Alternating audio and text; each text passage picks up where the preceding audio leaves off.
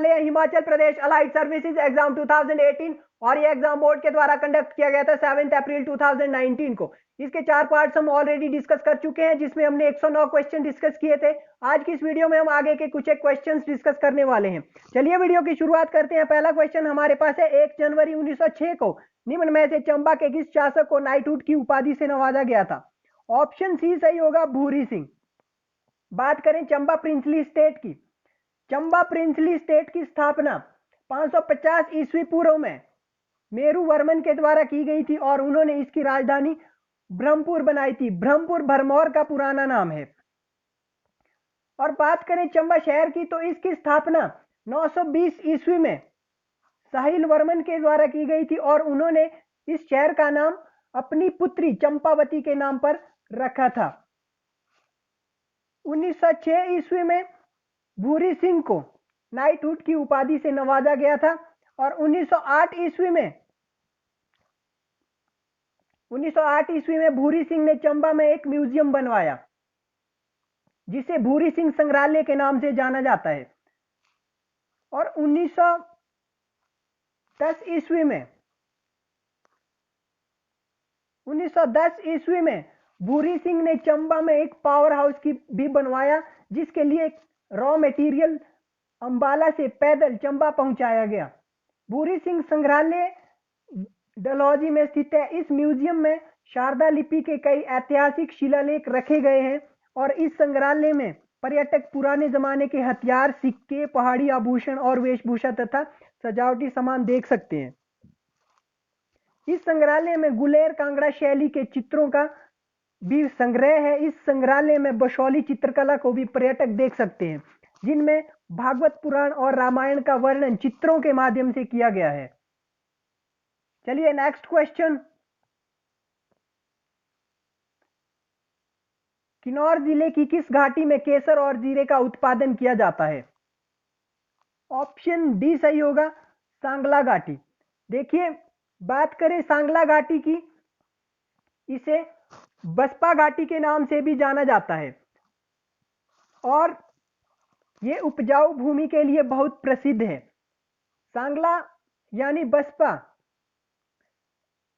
बसपा नदी के किनारे दाहिने किनारे पर स्थित एक गांव है। इसके पड़ोसी गांव छितकुल, करछम, बटसेरी और कामरू है। कामरू बुशहर रियासत की प्राचीन राजधानी हुआ करती थी।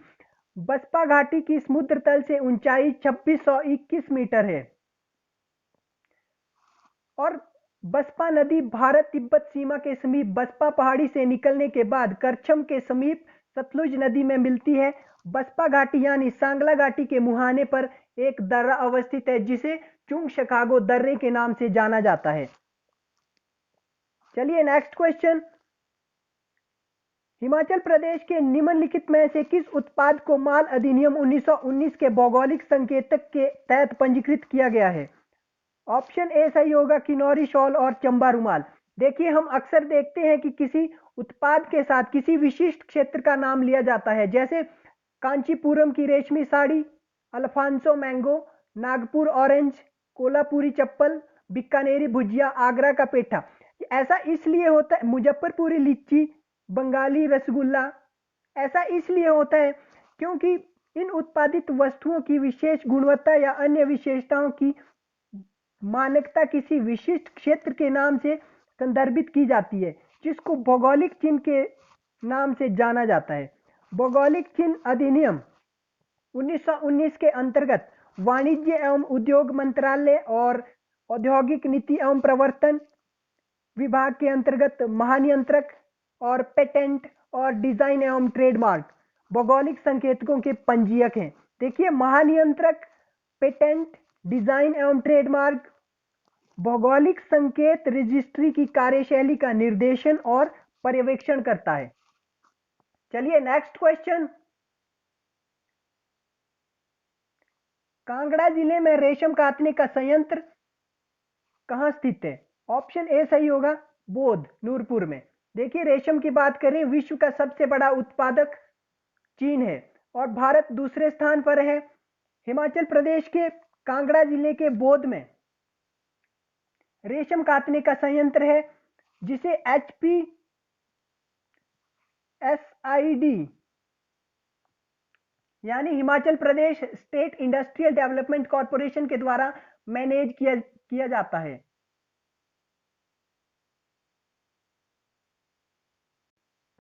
चलिए नेक्स्ट क्वेश्चन, कांगड़ा जिले की अर्थव्यवस्था में सुधार के लिए शुरू की गई मुर्गी की नस्लों में से निम्नलिखित कौन सही नहीं है? ऑप्शन ए सही होगा, रोम्बुलेट। चलिए नेक्स्ट क्वेश्चन, हेनसांग के अनुसार 7वीं सदी के दौरान निम्नलिखित में से वह कौन सा राज्य था जहां 20 बौद्ध संगमों में 1000 पुरोहित महायान का अध्ययन करते थे? ऑप्शन बी सही होगा, कुलूत। देखिए बात करें हेनसांग की, उनका जन्म 600 ईस्वी पूर्व में हुआ था। 20 वर्ष की आयु में उन्होंने बौद्ध धर्म ग्रहण किया, यानी वो बौद्ध भिक्षु बने।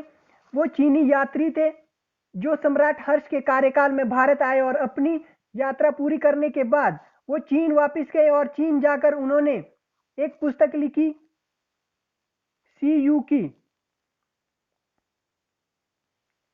इस पुस्तक में उन्होंने सम्राट हर्ष के कार्यकाल में भारत की जो स्थिति थी उसके ऊपर विस्तार से लिखा। देखिए उनकी भारत यात्रा का मुख्य उद्देश्य बौद्ध धर्म के बारे में ज्ञान अर्जित करना था। चलिए नेक्स्ट क्वेश्चन, लाहौल को किसने ग्लेशियरों की घाटी का नाम दिया? ऑप्शन ए सही होगा, एंड्रयू विल्सन। देखिए बात करें लाहौल और स्पीति जो जिला है उसकी, तो पहले लाहौल और स्पीति दो अलग अलग जिले हुआ करते थे। लाहौल का मुख्यालय कदरंग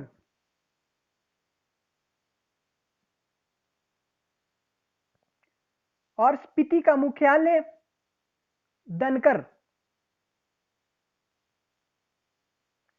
तनकर हुआ करता था।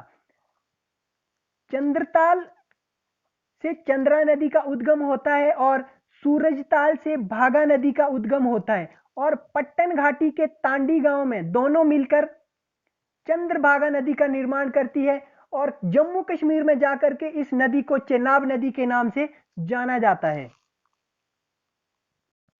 चलिए नेक्स्ट क्वेश्चन, कुल्लू क्षेत्र में फल उत्पादन के अग्रदूत के रूप में वह कौन प्रसिद्ध व्यक्ति थे जिन्होंने सन 1870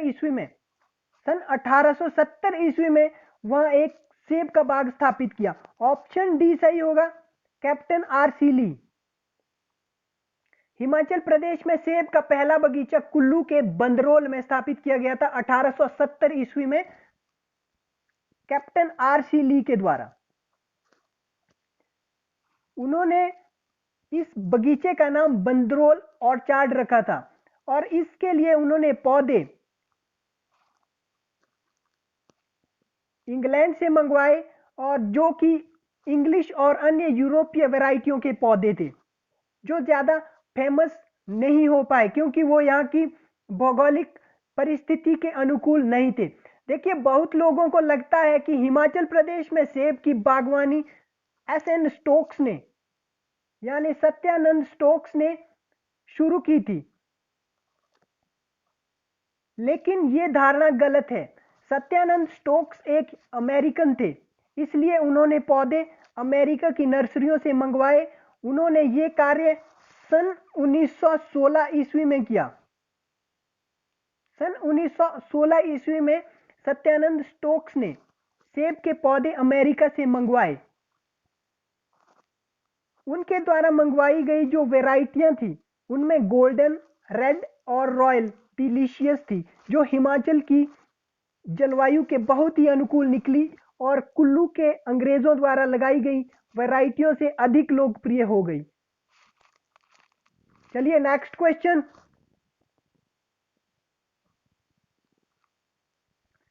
सन 1857 ईस्वी में निम्न में से किसने केलोंग में आलू और अन्य सब्जियों का उत्पादन प्रारंभ किया? ऑप्शन सी सही होगा, मॉरवियन मिशनरीज। चलिए नेक्स्ट क्वेश्चन,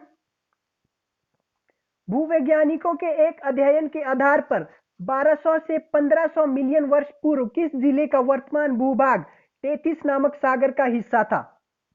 ऑप्शन डी सही होगा, शिमला।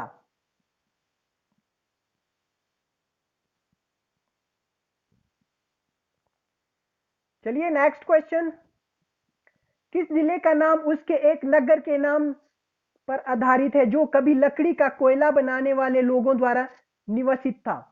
ऑप्शन बी सही होगा, शिमला। चलिए नेक्स्ट क्वेश्चन, निम्न में से किस राजवंश की स्थापना भगवान श्री कृष्ण के सुपुत्र प्रद्युम्न द्वारा की गई मानी जाती है?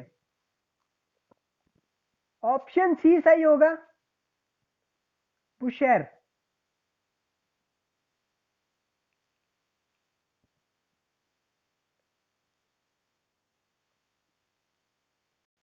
चलिए नेक्स्ट क्वेश्चन, किनौरा और तिब्बतियों के मध्य कर मुक्त व्यापार किस सन तक जारी रहा? ऑप्शन सी सही होगा, 1962।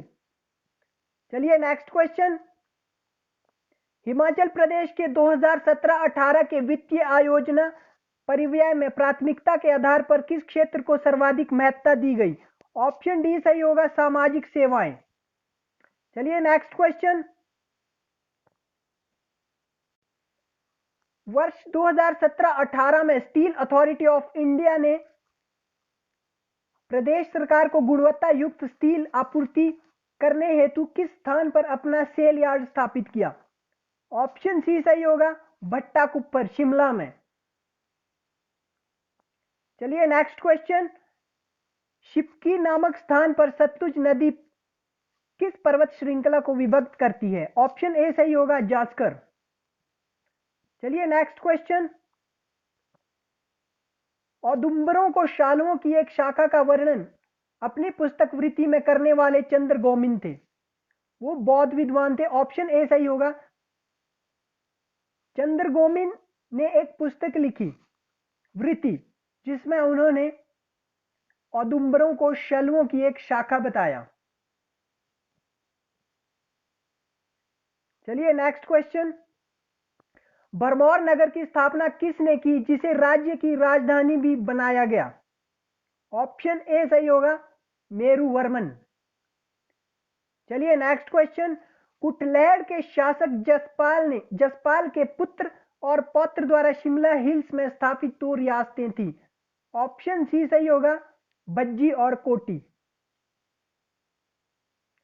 चलिए नेक्स्ट क्वेश्चन, कांगड़ा जिले का एक प्रमुख भाग निम्नलिखित रेशम कीट पालन के लिए उपयुक्त पाया गया है।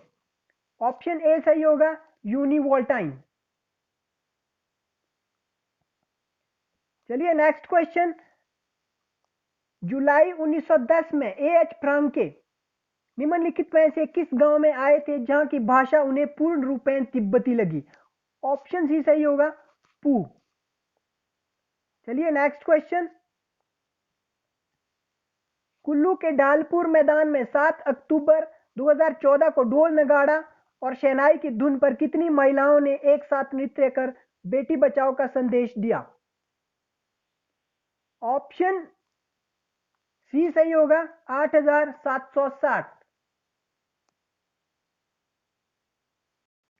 चलिए नेक्स्ट क्वेश्चन, सन 1993 ईस्वी में माउंट एवरेस्ट को फतेह करने वाली हिमाचल प्रदेश की सबसे कम उम्र की महिला कौन बनी?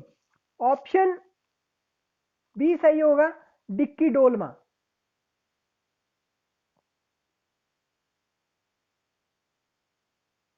चलिए नेक्स्ट क्वेश्चन, लाहौल और स्पीति की किस घाटी को बाघ का अन्न और भंडार कहा जाता है?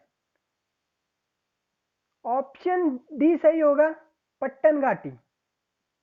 चलिए नेक्स्ट क्वेश्चन, हिमाचल प्रदेश के किस जिले में बड़े, मध्यम और छोटे स्तर की औद्योगिक इकाइयां सर्वाधिक हैं? ऑप्शन ए सही होगा, सोलन। महाराजा समुद्र सेन द्वारा जारी हिमाचल प्रदेश का महत्वपूर्ण ऐतिहासिक दस्तावेज निर्मंड ताम्रपत्र किस सदी से संबंधित है? ऑप्शन ए सही होगा, 7वीं शताब्दी ईस्वी पूर्व। और ये ऐतिहासिक है, ऐतिहासिक दस्तावेज है। निर्मंड ताम्रपत्र जारी किया गया था महाराजा समुद्र सेन के द्वारा। नेक्स्ट क्वेश्चन, टीचिंग मिचिंग छेतपा और तीदारंग शीशे किन्नौर जिले में निम्नलिखित में से किसके प्रकार हैं? ऑप्शन बी सही होगा, सजा यानी पनिशमेंट। चलिए नेक्स्ट क्वेश्चन, हिमालय की संस्कृति विरासत नामक पुस्तक के रचयिता कौन है? ऑप्शन डी सही होगा, KL वैद्य। चलिए नेक्स्ट क्वेश्चन। एक हिमाचल प्रदेश को की मुख्य सिंचाई परियोजना शाहनहर परियोजना प्रदेश के किस भूभाग को सिंचाई सुविधा प्रदान कितने भूभाग को सिंचाई सुविधा प्रदान कर रही है? ऑप्शन सी सही होगा, 15,287 हेक्टेयर। चलिए नेक्स्ट क्वेश्चन। सिरमौर के नाहन में सन 1875 ईस्वी में प्रथम औद्योगिक इकाई नाहन फाउंड्री लिमिटेड की स्थापना किसने की? ऑप्शन बी सही होगा, राजा शमशेर प्रकाश। चलिए नेक्स्ट क्वेश्चन। हिमाचल प्रदेश के किस क्षेत्र में वार्षिक वर्षा 1500 मिलीमीटर से 1800 मिलीमीटर तक रहती है? ऑप्शन ए सही होगा, बाह्य हिमालय। चलिए नेक्स्ट क्वेश्चन। जकार्ता एवं पॉलबेंग में संपन्न 18वें एशियाई खेलों में भारत को कितने पदक मिले? ऑप्शन ए सही होगा, 69। चलिए नेक्स्ट क्वेश्चन। 18वें एशियाई खेलों में निशानेबाजी में स्वर्ण पदक जीतकर इस प्रतियोगिता में पदक जीतने वाली कौन पहली भारतीय महिला बनी? ऑप्शन सी सही होगा, राही सरनबोत।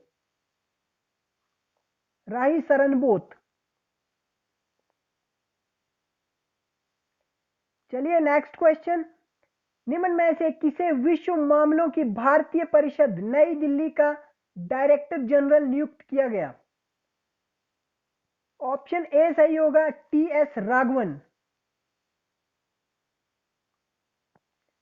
चलिए नेक्स्ट क्वेश्चन। 2018 में किसे संयुक्त राष्ट्र का मानवाधिकार सम्मान नहीं मिला? ऑप्शन डी सही होगा, पॉल रोमर। चलिए नेक्स्ट क्वेश्चन। वर्तमान में पाकिस्तान व रूस ने कौन सा संयुक्त सैन्य अभ्यास किया? ऑप्शन सी सही होगा, द्रुजहबा 3rd। चलिए नेक्स्ट क्वेश्चन। संघ लोक सेवा आयोग का अध्यक्ष किसे नियुक्त किया गया है? ऑप्शन बी सही होगा, अरविंद सक्सेना। चलिए नेक्स्ट क्वेश्चन।